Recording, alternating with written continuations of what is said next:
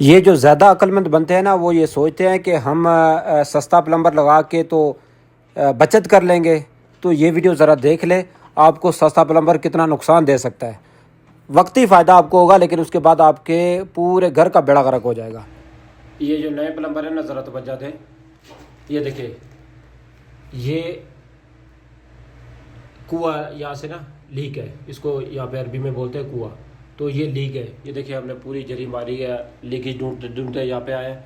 तो ये कुआं लीक है। ये कुआं क्यों लीक हुआ है, मेन वजह मैंने आपको बतानी है।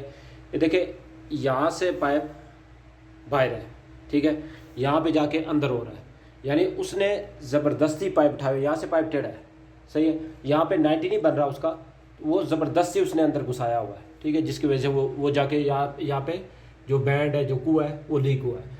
आपने पाइप के साथ ज़बरदस्ती नहीं करनी कभी भी, ये बात याद रखिएगा, सही है।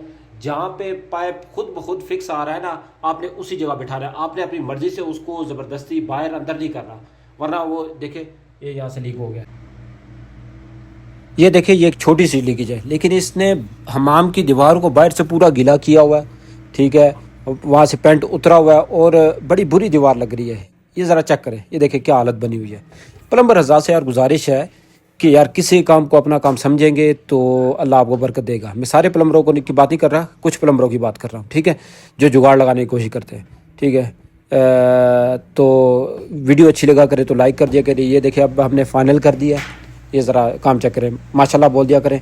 तो ऐसी मज़ीद वीडियो देखने के लिए मेरा यूट्यूब चैनल सब्सक्राइब कर ले, अली अकबर झिलम। अस्सलाम वालेकुम रहमतुल्लाह।